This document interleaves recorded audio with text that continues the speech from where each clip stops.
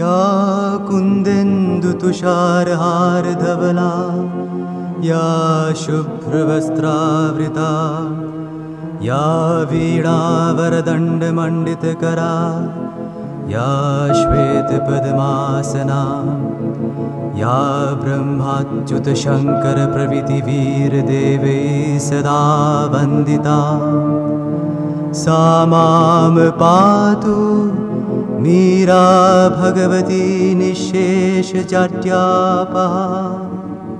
ॐ सर्वगणे सर्ववरदे सर्वदुष्टभयङ्करी सर्वदुःखहरे देवी महामीरा नमोऽस्तुते।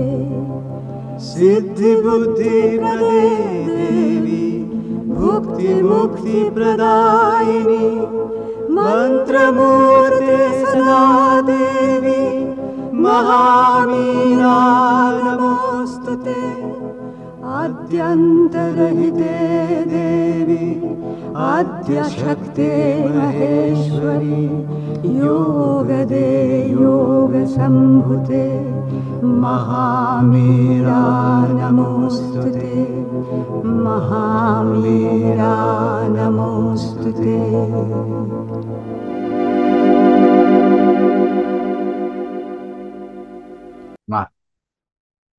आमे आज आलोचना करबा चिरंतन बहिर पृष्ठा 271 धन एक शक्ति। धन एक शक्ति आमे गतकाली आलोचना करथिले। आ पूर्व थर आलोचना आमर विषय वस्तु थिला 270 पृष्ठार अर्थ काहारी नहीं। तार सारांश थिला एभली अर्थ को नहीं जेते सब अनर्थ हुए तार मूल कारण होची मालिकाना नहीं अनर्थ। समस्ते अर्थ को निजर मालिकाना जेते साब्यस्त करती सेते अनर्थ हुए। टंका बा अर्थ काहारी नुह निज अधिकार रखिबार धारणा ही होची विकृत। कर्म करिबा पई जेपरि जनक क्षमता दिया जाय थाए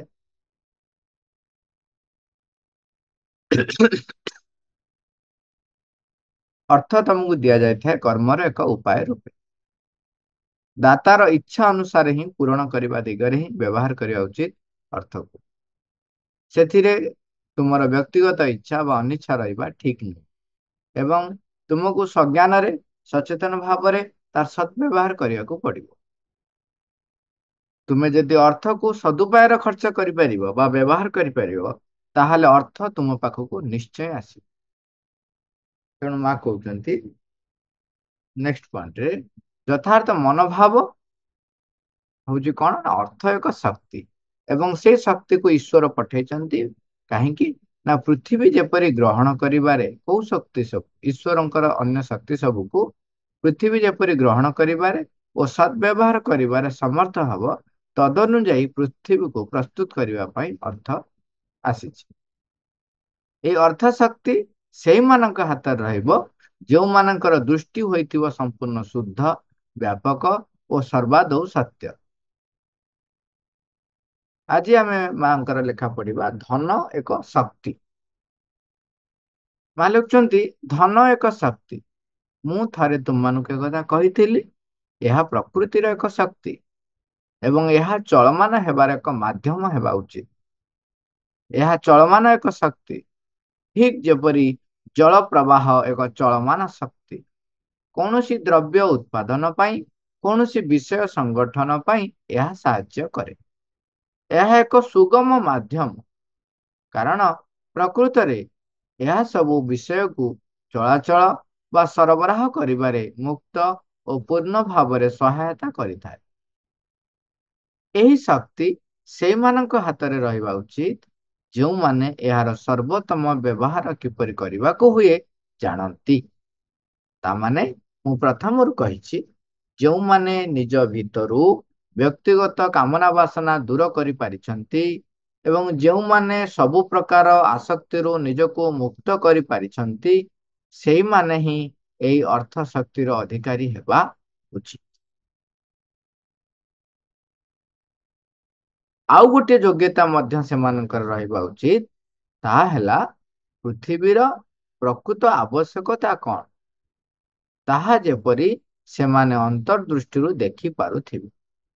ଆଉ ମଧ୍ୟ ସେମାନଙ୍କର ଏହି ସବୁ ଆବଶ୍ୟକତାକୁ କିପରି ଉପଯୁକ୍ତ ଭାବେ ସଂଗଠିତ କରିହେବ ସେ ସମ୍ବନ୍ଧେ ସମ୍ପୂର୍ଣ୍ଣ ଜ୍ଞାନ ଥିବା ଦରକାର ଏବଂ ସେ ସବୁକୁ ପୂରଣ କରିବା ପାଇଁ ଏହି ଶକ୍ତିକୁ ବ୍ୟବହାର କରିବାର ଉପାୟ ଜଣାଥିବା ଦରକାର।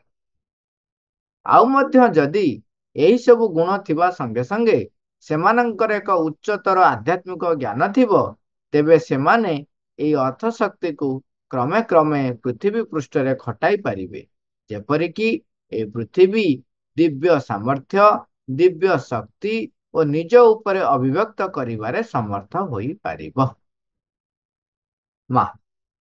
ଆମେ ଅର୍ଥ ଏକ ଶକ୍ତି, ଅର୍ଥ କାହାରି ନୁହଁ ଏ ବିଷୟରେ ଆଲୋଚନା କରିଥିଲେ। ତଥାପି ଆମେ ଧନ ଏକ ଶକ୍ତି ଯେତେବେଳେ କହୁଛନ୍ତି, ସେଇ ଅର୍ଥକୁ ନେଇକି କହୁଛନ୍ତି ଯେ ଧନ ହଉଛି ଏକ ଶକ୍ତି। ମୁଁ ଥରେ ତୁମମାନଙ୍କୁ କହିଥିଲି, କ'ଣ କହିଥିଲି? ଏହା ପ୍ରକୃତିର ଏକ ଶକ୍ତି ଏବଂ ଏହା ଚଳମାନ ହେବାର ଏକ ମାଧ୍ୟମ ହେବା ଉଚିତ। ଏହା ଚଳମାନ ଏକ ଶକ୍ତି, ଠିକ ଯେପରି ଜଳ ପ୍ରବାହ ଏକ ଚଳମାନ ଶକ୍ତି। ଚଳମାନ ଶକ୍ତି ଆଉ ଯେତେବେଳେ କୁହାହଉଛି, ସେଥିପାଇଁ ପୂର୍ବ ଆଲୋଚନାରେ ସେଥିପାଇଁ ଆମେ ମନେ ରଖିବା ଯେ କହୁଥିଲେ ଯେ ମାଲିକାନା ନେଇକରି ହିଁ ସାଧାରଣତଃ ପ୍ରୋବ୍ଲେମ ହୁଏ। ମାଲିକାନା ଆଉ ଚଳମାନ ଶକ୍ତି ଦିଟା ଯାକ ଅପୋଜିଟ କଥା। ମାଲିକାନା ସବୁବେଳେ କ'ଣ କରେ? ସବୁ ଜିନିଷକୁ ନିଜ ପାଖରେ ରଖିବାକୁ ଚେଷ୍ଟା କରେ। ଚଳମାନ ଶକ୍ତି ହଉଛି ସବୁ ଜିନିଷ ପ୍ରବାହ କରେ। ଏଠି ମା ଉଦାହରଣ ଦଉଛନ୍ତି, ଗୋଟେ ବଢିଆ ଉଦାହରଣଟେ ଆମ ପାଖରେ ପହଞ୍ଚେଇଛନ୍ତି। ସେଟା ହଉଛି ଜଳ ପ୍ରବାହ। ଦେଖନ୍ତୁ, ଜଳ ଯୋଉ ଉତ୍ସରୁ ବାହାରୁଛି, ପ୍ରକୃତି ଯେତେ ଗୁଡାଏ ଶକ୍ତି ଦେଇଛି, ସବୁ ଦେଖନ୍ତୁ ସବୁ ହଉଛି ଚଳମାନ। ଜଳ ଯେମିତି ଗୋଟେ ଚଳମାନ ଶକ୍ତି ଦଉଛନ୍ତି। ଜଳ କ'ଣ ଭୂତଳୁ ଗୋଟେ ଉତ୍ସରୁ ଜଳର ଯୋଉ ସ୍ତର ରହିଛି, ସେ ସ୍ତରରୁ ସିଏ ଉପରକୁ ଉଠି ପାହାଡ ପର୍ବତ ଫଟେଇ ଉପରୁ ବାହାରୁଛି। ଜଳ ଯେତେବେଳେ ପାହାଡ ପର୍ବତ ପଠେଇକିରି ଉପରକୁ ଆସୁଛି, ସେତେବେଳେ ସେ ସେଠି ରହୁଛି। ଦେଖନ୍ତୁ, ଭୂତଳ ସ୍ତରରେ ଥିଲା, କୋଉ ଗହ୍ୱର ଭିତରେ ଥିଲା, ସେଠୁ ପୁଣି ବାହାରିକିରି ପୁଣି ପ୍ରବାହିତ ହେଲା। ସେଉଠୁ ଆରମ୍ଭ ହେଲା, ସେ ତାର ପ୍ରବାହିତ ହେଇ ଚାଲିଛି। କୋଉଠି ଜଳ ରହେ ନାହିଁ, ଆସିକି ପୁଣି ସମୁଦ୍ରରେ ମିଶିଯାଏ। ପୁଣି ସମୁଦ୍ରରୁ କ'ଣ ହବ? ଜଳ ବାଷ୍ପୀଭୂତ ହବ, ପୁଣି ଉପରକୁ ଯିବ, ପୁଣି ବର୍ଷା ହେଇକିରି ଜଳ ଆସୁଛି। ଏ ଜଳ ଚଳମାନ ହେଇ ଚାଲିଛି ଏବଂ ଜଳ ପ୍ରବାହ ଆପଣ ଅଟକାନ୍ତୁ, ସେ କ'ଣ କରିବ? ବନ୍ଧ ବାଡ଼ ଭାଙ୍ଗିଦବ। ଭର୍ତ୍ତି ହେଇଗଲା ପରେ ପୁଣି ଉଛୁଳିକି ଉଠିଯିବ। ପ୍ରକୃତି ଯେତେ ଗୁଡେ ଶକ୍ତି ଦେଇଛି, ପବନ ଦେଇଛି, ଦେଖନ୍ତୁ ପବନ କୋଉଠି ରହେନି, ଚଳମାନ। ସୂର୍ଯ୍ୟ କିରଣ ଚଳମାନ। ଯାହା ଦେଇଛି ପ୍ରକୃତି ଶକ୍ତି, କେବେ ବି ସେ କୌଣସି ଗୋଟିଏ ସ୍ଥାନରେ ରହିପାରିବ ନାହିଁ, ସବୁବେଳେ ଚଳମାନ। ତେଣୁ ଧନ ଯେତେବେଳେ ପ୍ରକୃତିର ଗୋଟେ ଶକ୍ତି, କହୁନାହାନ୍ତି କୋଉ ଦେଶ କହିବ ଯେ ନାଇଁ ଏଇ ତମେ ଟଙ୍କା ବ୍ୟବହାର କରିପାରିବନି, ମୁଁ ଯାହା ଚାହିଁବି ହବନି। ସବୁ ଦେଶରେ ସେଥିପାଇଁ ଅଲଗା ଅଲଗା ରହିଛି। ଆଗରୁ ତମେ କହିବ ଆମେ ଟଙ୍କା ଦବୁ ନାହିଁ, ସେ କହିବେ ଆମେ ଡଲାରରେ ନବୁ, ନିଅ, କିନ୍ତୁ ଗୋଟେ ମାଧ୍ୟମ ବାଟ। ନହେଲେ ଆଗରୁ ଚାଲୁଥିଲା କ'ଣ? କଉଡିର ଆଦାନ ପ୍ରଦାନ, ଜିନିଷ ଆଦାନ ପ୍ରଦାନ କଉଡି ହଉଥିଲା। ଗୋଟେ କଉଡିର ମୂଲ୍ୟ ଦିଆ ହଉଥିଲା। ତମ୍ବା ମୁଦ୍ରା, କାଂସ୍ୟ ମୁଦ୍ରା, ଏବେ ଯୋଉ ମୁଦ୍ରା ଟଙ୍କା, କାଗଜ ମୁଦ୍ରା ଆସିଗଲା। ତେଣୁ ସିଏ ଗୋଟେ ଶକ୍ତି ଭିନ୍ନ ଭିନ୍ନ ରୂପରେ ଆମ ପାଖରେ ପହଞ୍ଚୁଛି। ଏଠି କାଗଜରେ ପହଞ୍ଚିଛି, ଗୋଟେ ଲେଖା ହେଇଛି 20। କ'ଣ ଯେକୌଣସି କାଗଜରେ 20 ଲେଖିଦେଲେ ହବ ନାହିଁ। ସେଇ କାଗଜ ରୂପ ନଉଛି ଗୋଟେ 20 ଟଙ୍କାର ବୋଲି ସେ ଅର୍ଥ ବହନ କରୁଛି। ପ୍ରକୃତରେ ସେଟା ଗୋଟେ ଶକ୍ତି। ସେ କାଗଜ ତାକୁ ବହନ କଲା। କାଗଜ ବଦଳରେ କଏନ ବହନ କରିପାରେ। ତେଣୁ ଇଏ ଗୋଟେ ପ୍ରକୃତିର ଶକ୍ତି। ଏବଂ ଆଉ ମନେ ରଖିବା, ପ୍ରକୃତିର ସବୁ ଶକ୍ତି ହଉଛି ଚଳମାନ। ତାକୁ କେହି କେବେ ବି ନିଜ ପାଇଁ ରଖିପାରିବ ନାହିଁ। କୌଣସି ଦ୍ରବ୍ୟ ଉତ୍ପାଦନ ପାଇଁ, କୌଣସି ବିଷୟ ସଂଗଠନ ପାଇଁ ଏହା ସାହାଯ୍ୟ କରେ। ପୂର୍ବ ଆଲୋଚନାରେ ଶେଷ ବାକ୍ୟରେ ଯୋଉଟା କରିଥିଲେ, ତାର ଏବେ ଏକ୍ସଟେନସନ ଟା ଏଇଟା। କ'ଣ କହିଲେ? ପୂର୍ବରେ କହିଥିଲେ ଯେ ଈଶ୍ୱରଙ୍କର ଅନ୍ୟ ଶକ୍ତି ସବୁକୁ ପୃଥିବୀ କିପରି ଗ୍ରହଣ କରିବ ସେଥିପାଇଁ ପ୍ରସ୍ତୁତ କରିବ ଏବଂ ତାକୁ କାର୍ଯ୍ୟରେ ପରିଣତ କରିବା ପାଇଁ ପଥ ପ୍ରସ୍ତୁତ କରିବ। ସେଥିପାଇଁ ମା ଏଟାକୁ ଆହୁରି ଏକ୍ସଟେନସନ ଯେମିତି ଏକ୍ସପ୍ଲାନେସନ ଦଉଛନ୍ତି। କଣ କହୁଛନ୍ତି? ଗୋଟେ ଦ୍ରବ୍ୟ ଉତ୍ପାଦନ ହବ ଆଉ ଆପଣ ସଂଗଠନ କରୁଛନ୍ତି, ଏହା ଏକ ସୁଗମ ମାଧ୍ୟମ। ଆମେ ବର୍ତ୍ତମାନ ସୁଦ୍ଧା ଯାହା ଯାହା କରୁଛନ୍ତି ସବୁ ପାଇଁ ଅର୍ଥ ଦରକାର। ଆମେ ଆମ ପାଖରେ ସବୁ ଖାଦ୍ୟ ଶସ୍ୟ ଆମ ଅଞ୍ଚଳରେ ହେଇପାରିବନି, କାହିଁକିନା ଆମର ବାୟୁ ପାଣିପାଗ ଆମେ ପୃଥିବୀର ଯୋଉ ପାର୍ଶ୍ୱରେ ରହିଛୁ ସେ ଡିଫର କରୁଛି। ଅନ୍ୟ ଏକ ପାର୍ଶ୍ୱରେ ଆଉ ଗୋଟେ ହଉଛି, ସେ ଆମକୁ ଦେବେ, ଜିନିଷ ଏପଟ ସେପଟ ହବ, ସେ ଆମକୁ ଦେବେ, ଆମେ ତାକୁ ଦବୁ। ତେଣୁ ସେଥିପାଇଁ ମଝିରେ ଗୋଟେ ମାଧ୍ୟମ ଟଙ୍କା ରହିଲା, ଅର୍ଥ ରହିଲା, ଧନ ରହିଲା। ସେଇଭଳିଆ ଯେତେବେଳେ ଆମେ ସଂଗଠନ ସଂଗଠିତ ହଉଛନ୍ତି, ସମସ୍ତଙ୍କର ଆବଶ୍ୟକତା ରହିଛି ଏବଂ ସେ ଆବଶ୍ୟକତା ପାଇଁ ଯୋଉ ବର୍ତ୍ତମାନ ସୁଦ୍ଧା ଯୋଉ ଶରୀରଟି ଆମେ ପାଇଛନ୍ତି, ସେ ଶରୀରର ଯୋଉ ଆବଶ୍ୟକ ରହିଛି ଖାଦ୍ୟ, ତାର ପୁଷ୍ଟି ସାଧନ ପାଇଁ, ତାର ବୃଦ୍ଧି ପାଇଁ ଏବଂ ମାନସିକ ବୃଦ୍ଧି ପାଇଁ, ସବୁ ବୃଦ୍ଧି ପାଇଁ ଖାଦ୍ୟ ଯେପରି ଆବଶ୍ୟକତା ରହିଛି, ସେ ଆବଶ୍ୟକତାକୁ ପୂରଣ କରିବା ପାଇଁ ଅର୍ଥ ବା ଧନ ଦରକାର ହଉଛି। ତାପରେ ଦେଖନ୍ତୁ, ସେଥିପାଇଁ ବେଳେ ବେଳେ କୁହାଯାଏ ମୌଳିକ ଆବଶ୍ୟକତା ଗୋଟିଏ ବ୍ୟକ୍ତିର ଯଦି ପୂରଣ ନ ହଉଛି ତେବେ ସେ ଅନ୍ୟ କାର୍ଯ୍ୟରେ ନିଜକୁ ନିୟୋଜିତ କରିପାରିବ ନାହିଁ। ସେଇଥିପାଇଁ ପେଟ ପାଇଁ ନାଟ ବୋଲି ଗୋଟେ ବାକ୍ୟ କୁହାଯାଏ। ତେଣୁ ସିଏ ଦିନ ରାତି କଣ କରୁଛି, କେମିତି ତା ପେଟକୁ ପୂରଣ କରିବ ସେଥିପାଇଁ ପରିଶ୍ରମ କରୁଛି, ତାର ଲାଗି ରହୁଛି। ତେଣୁ ମୌଳିକ ଆବଶ୍ୟକତା ପୂରଣ କରିବା ପାଇଁ କଣ କରାଗଲା, ଯେ ଅନୁଷ୍ଠାନ ତିଆରି କରାଗଲା ଯୋଉଠି ତୁମକୁ ଖାଦ୍ୟ ବସ୍ତ୍ର ବାସଗୃହ ତମକୁ ଦିଆ ହେଇଯିବ। ତେଣୁ ତମେ କଣ କରିବ ନା ଭଗବାନ ପାଇଁ କାମ କରିବ। ବିଶ୍ୱରେ ଭଗବାନ କଣ ପାଇଁ ଆସିଛନ୍ତି, କଣ ପାଇଁ ମଣିଷ ତାର ମନକୁ ବ୍ୟବହାର କରିବ, କିପରି ଭଗବାନ ପରିପ୍ରକାଶ ହେବେ, ଚେତନାର ଅଗ୍ରଗତି କିପରି ହବ, ଏଇ ସବୁ ପାଇଁ ଜଣେ ଯୋଉ ଚିନ୍ତା କରିବ, କାର୍ଯ୍ୟ କରିବ, ସେଥିପାଇଁ ସଂଗଠନଟେ ଦରକାର। ତେଣୁ ଇଏ ସବୁ ପାଇଁ ଅର୍ଥ ବା ଧନ ସାହାଯ୍ୟ କରେ ଏବଂ ଏହା ଏକ ସୁଗମ ମାଧ୍ୟମ ବା କହୁଛି। କାରଣ ପ୍ରକୃତରେ ଏହା ସବୁ ବିଷୟକୁ ଚଳାଚଳ ବା ସରବରାହ କରିବାରେ ମୁକ୍ତ ଓ ପୂର୍ଣ୍ଣ ଭାବରେ ସହାୟତା କରିଥାଏ। ଏହି ଶକ୍ତି ସେଇମାନଙ୍କ ହାତରେ ରହିବା ଉଚିତ ଯେଉଁମାନେ ଏହାର ସର୍ବୋତ୍ତମ ବ୍ୟବହାର କରିବାକୁ ହୁଏ ଜାଣନ୍ତି।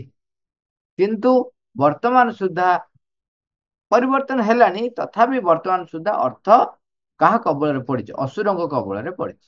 ସେଥିପାଇଁ ମା କହୁଛନ୍ତି, ଶ୍ରୀଅନ୍ଦ ଲେଖୁଛନ୍ତି ଯେ ଯୋଉ ଚାରୋଟି ମାଧ୍ୟମ ଦେଇକି ଆମେ ସମାଜ ଭିତରକୁ ପ୍ରବେଶ କରି ଲୋକଙ୍କୁ ସଚେତନ କରାଇବା, ତା ଭିତରେ ରାଜନୀତି ଗୋଟେ ରହିଛି। କିନ୍ତୁ କହିଲେ ଯେ ଆଶ୍ରମରେ ରାଜନୀତି ପଶିବ ନାହିଁ।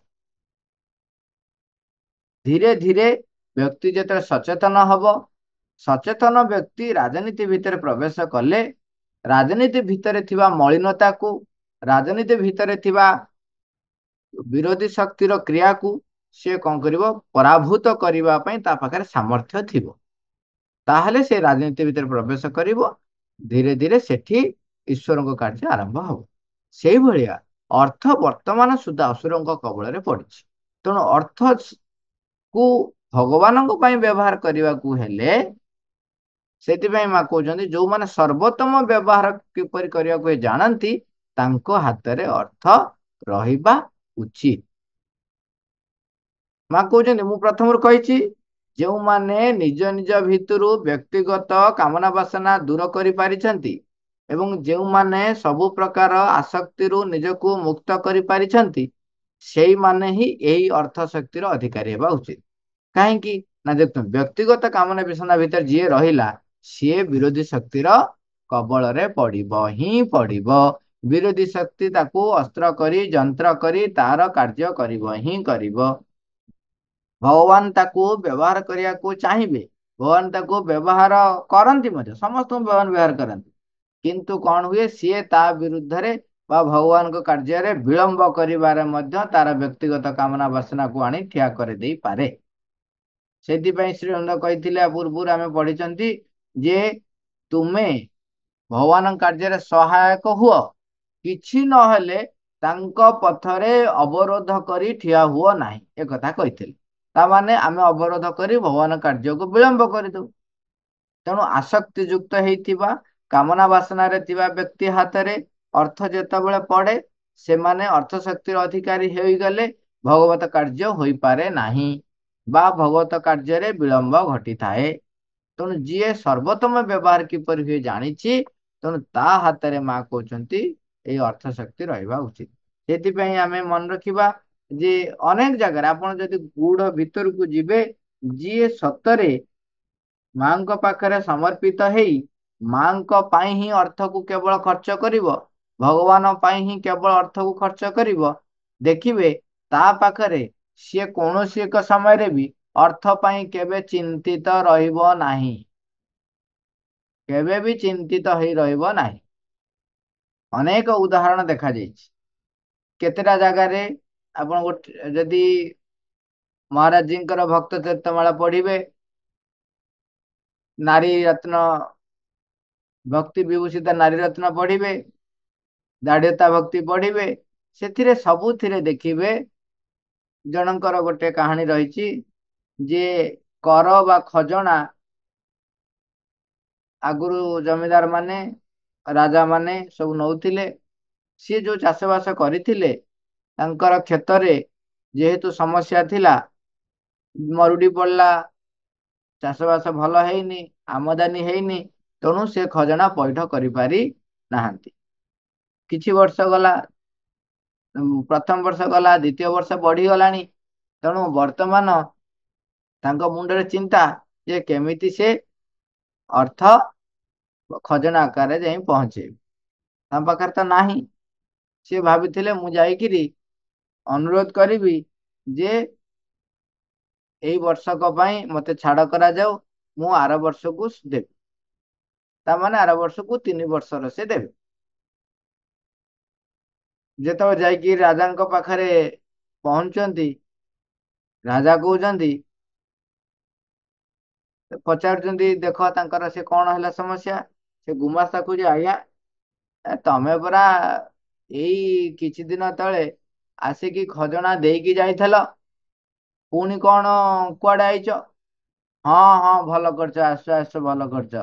ଆରେ ଖଜଣା ଦେଲ ଦେଲ, ତମର ଯୋଉ ଯୋଉ କଣ ରିସିପ୍ଟ, ଆମେ ଓଡିଆରେ କହୁଛେ ବର୍ତ୍ତମାନ ରିସିପ୍ଟ, ଆରେ ମୁଁ ପାଉତି କାଟି ଦେଇଛି, ତମେ ପାଉତି କାଗଜ ଟା ନବ ବୋଲି ନ ନେଇକିରି ପଳେଇଲ।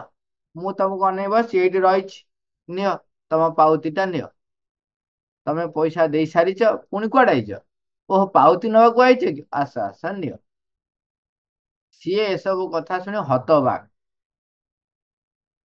କହୁଛି ଗୁମାସ୍ତା ବାବୁ ଆଜ୍ଞା ମୁଁ କେତେବେଳେ ଆସିଲି ପାଉଣା ଦେବା ପାଇଁ?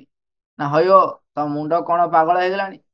ତମେ ପରା ଖୋଦ ଆଇଥିଲ ମହାରାଜ ଜୀ, ଆପଣ ଦେଖିଛନ୍ତି? ନା ହଁ। ମହାରାଜ କହୁଛନ୍ତି ହଁ ତ ମୁଁ ଦେଖିଛି, ତମେ ପୂର୍ବରୁ ଥରେ ଆସିଥିଲ, ଏଇଭଳିଆ ପୋଷାକ, ଏମିତି ଗାମୁଛା ପକେଇଥିଲ କାନ୍ଧରେ, ଭିଡିଥିଲ, ପିନ୍ଧିଥିଲ ଗୋଟେ ଛିଣ୍ଡା ଧୋତିଟେ, ମୋର ପୁରା ମନେ ଅଛି। ସଭାସଦ ମାନେ ସମସ୍ତେ କହୁଛନ୍ତି ହଁ ଆଜ୍ଞା ଆମେ ସମସ୍ତେ ଦେଖିଛୁ। ଇଏ ମୁଣ୍ଡ ବସି ବସି ପଡିଲେ ଆଉ, ମୁଣ୍ଡରେ ହାତ ଦେଇକି ବସି ପଡିଲେ, କହିଲେ ଇଏ କେମିତି ସମ୍ଭବ ହେଲା? ତାପରେ ଭୋ ଭୋ କରି କାନ୍ଦିଲେ ବସିକି। ସମସ୍ତେ ଆଶ୍ଚର୍ଯ୍ୟରେ କାନ୍ଦୁଛନ୍ତି କଣ ପାଇଁ? ମୁଁ ଟିକେ ମୋ ଭାବରେ କହୁଛି, ସେଠି ଅନ୍ୟ ଯଦି ଡିଟେଲ୍ସ ଟା ଲେଖା ହୁଏ ଆହୁରି ଅଧିକ ଅଛି, ମୁଁ ଖାଲି ଅଳ୍ପ ଭାବରେ କହୁଛି, ଟିକେ ମୋ ହିସାବରେ କହୁଛି। ମହାରାଜ ଜି କହିଲେ କଣ ହେଇଛି? ନା ଆଜ୍ଞା ଆପଣଙ୍କର କି ସୌଭାଗ୍ୟ ଯେ ଆପଣ ଭଗବାନଙ୍କର ଦର୍ଶନ କରିବାର ସୁଯୋଗ ପାଇଲେ, ହେଲେ ମୁଁ ସୁଯୋଗ ପାଇଲି ନାହିଁ।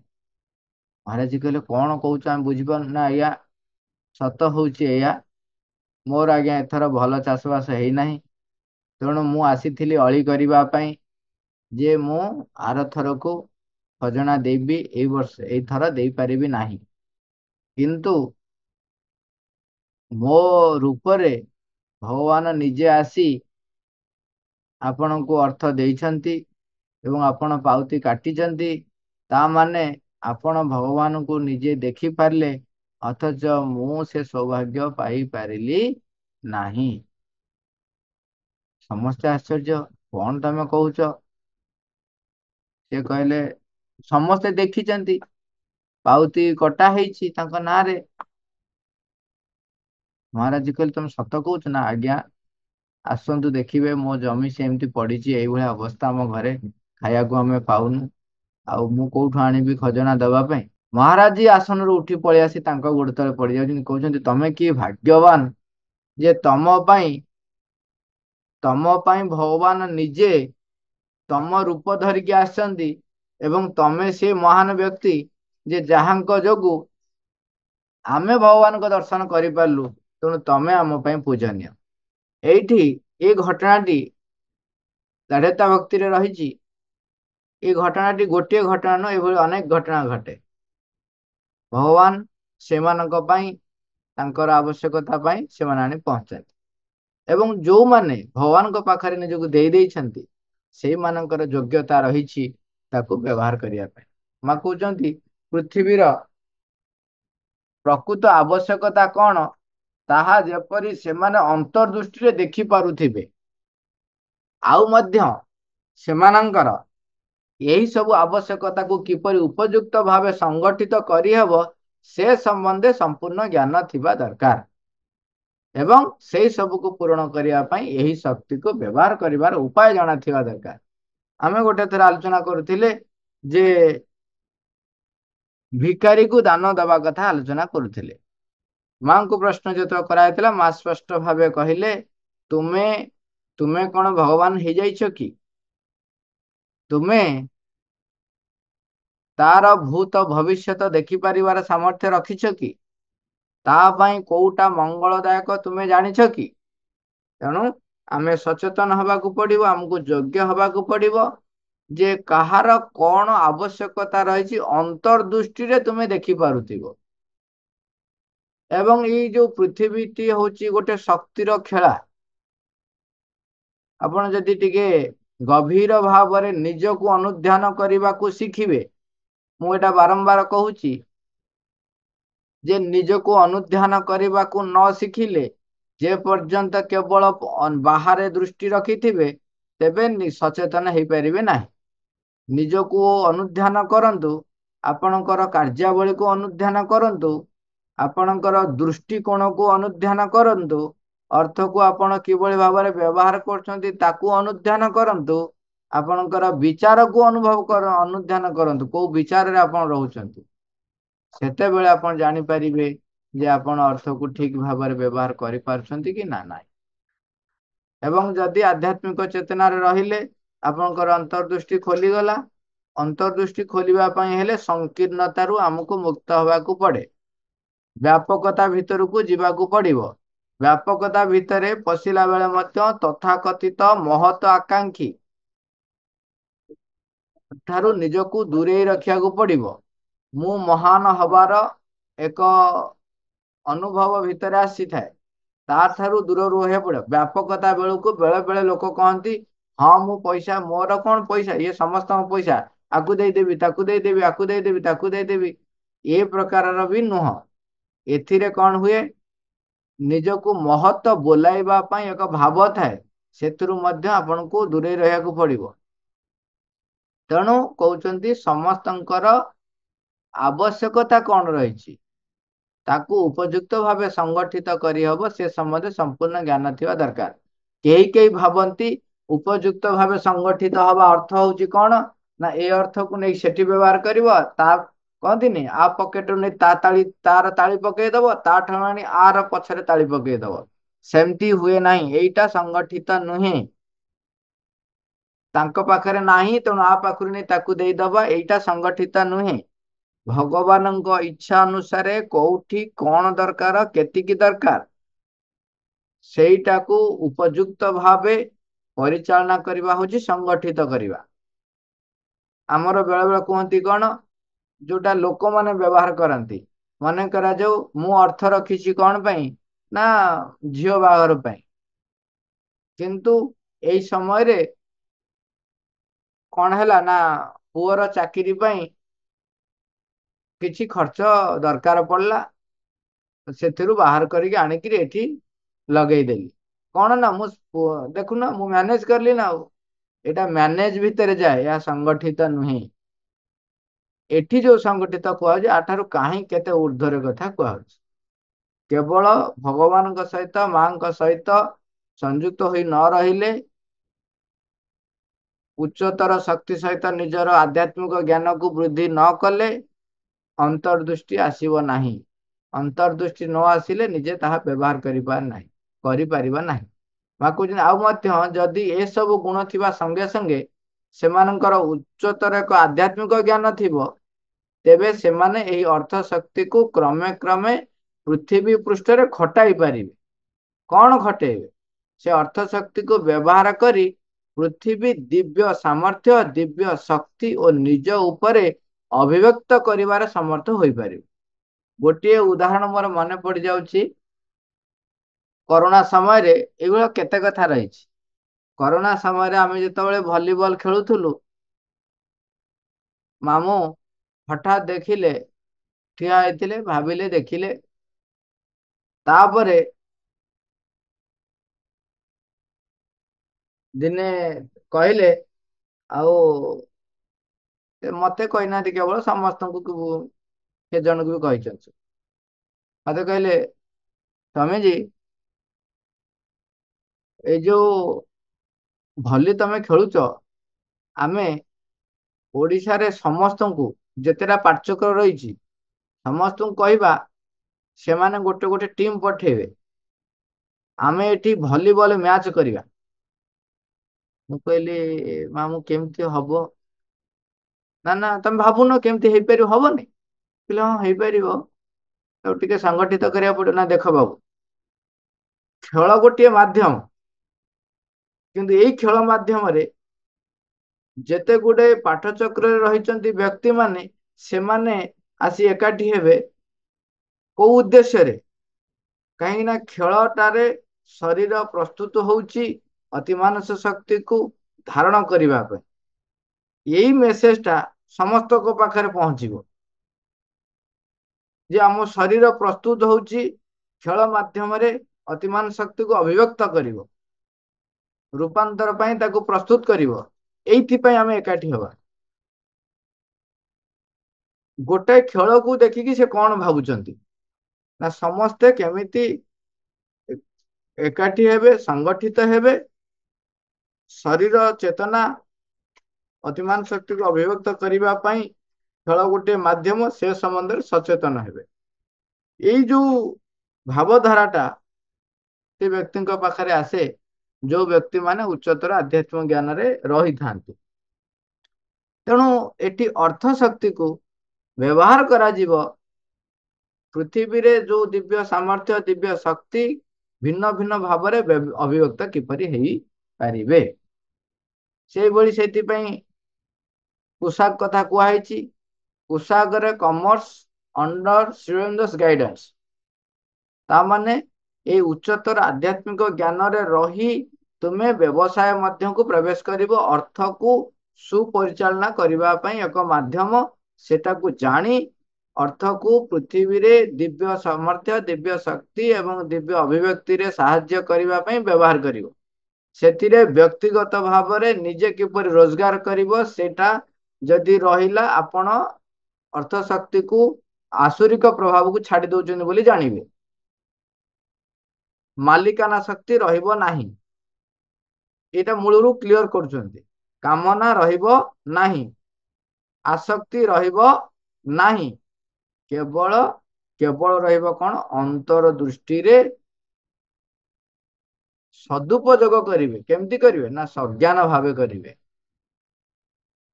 ତେଣୁ ଉଚ୍ଚତର ଆଧ୍ୟାତ୍ମିକ ଜ୍ଞାନରେ ରହି ଏଇ ଅର୍ଥ ଶକ୍ତିକୁ ଆମେ ସେହି ଅତିମାନସ ଶକ୍ତିକୁ ପୃଥିବୀରେ ଅଭିବ୍ୟକ୍ତି କିପରି ହେଇପାରିବ, କିପରି ଦିବ୍ୟ ଶକ୍ତି କାର୍ଯ୍ୟ କରିପାରିବ, ସେଥିପାଇଁ ଆମେ ପ୍ରସ୍ତୁତ